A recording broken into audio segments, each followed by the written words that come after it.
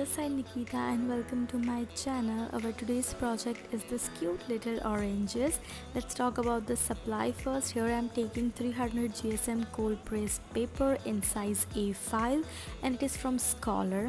Here I am taking my old watercolor which is an artist quality and it has 24 shades, and this one is so old but I love this palette. And now here I'm using multiple size of brushes according to my need. Here I'm using this spray bottle and it has a pure water inside, and I will use this for wetting my palette. And here it's a clean glass of water for cleaning my brush, and this is really important step when you are doing watercolors.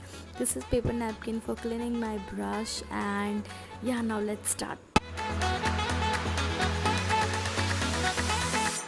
Here I'm taking one of my really big fat belly brush which can really hold the pigment and water nicely. I want to try this wet into white technique, and I have mixed my color with really lot of water and less pigment as compared to water. Now I'm trying to draw round and it is really raw because I really like that imperfect shapes whenever you are drawing any natural object, and this is one of them, so it's okay. Now slowly gradually add the pigment.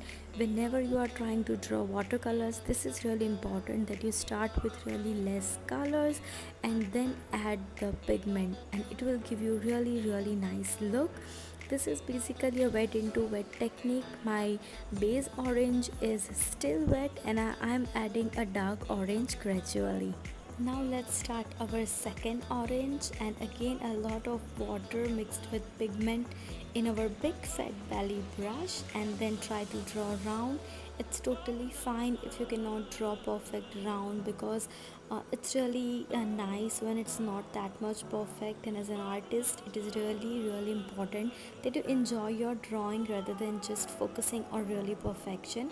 Now we'll add our dark pigment slowly and try to blend it with our base orange, and now I can see that it's really looking nice.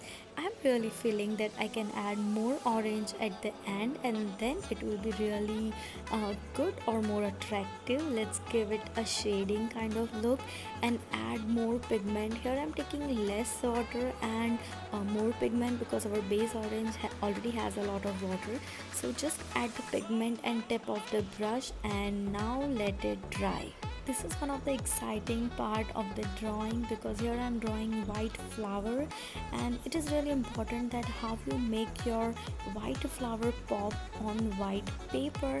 So here I have added a really small bit of peach or really slight orange in my white color, and here I'm drawing 4 petal flower which is slightly popping up from our big orange, and now slowly I'm adding the pigment. So I guess this is the most important reason that why I have left my orange to dry completely, because then everything will be blend together and not looking that good like now.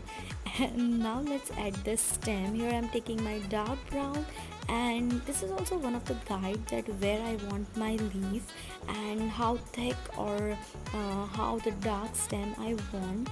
Now it's the time for leaves, and here I have mixed my green and I'm pressing my brush or pressing the belly of the brush across the paper, and then it is really giving me a big leaf. And you can see this white, brown and orange, everything is looking so beautiful on the white paper.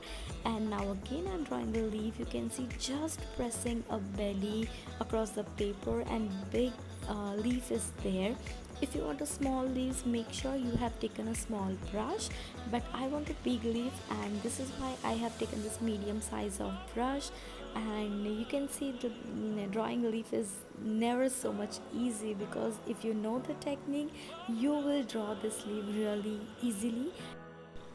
Now when my leaf is under process of drying, there I'm adding a really bit more pigment in just end of the leaf because it is giving us a shading look, and I guess it's really nice, so just let it like that.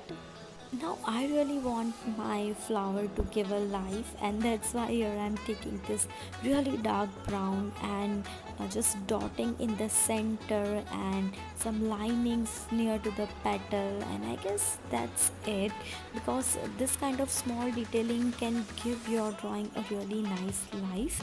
And that is really important, because when you sit back and just see or observe your drawing, then you can see that hey, the small details really work nice.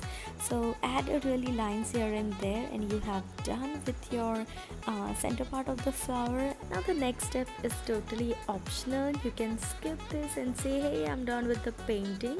But here I'm taking dark orange and using tip of my brush and just tipping a bit. Now my base orange is really dried well, and that's why it is giving us a nice look. And you can see my dots are not spreading, and it is giving us really nice look, because orange has that kind of structure. And while you are still drawing the orange, then I guess this is really nice if you add this step. Oh yes, you can definitely skip this part, but I really don't want to, and that's why I have taken the dark green color and using a really small brush and giving this veining look to my leaves. And now you can see my leaves has life. If you really like my tips and tricks, then please like, share and subscribe to my channel.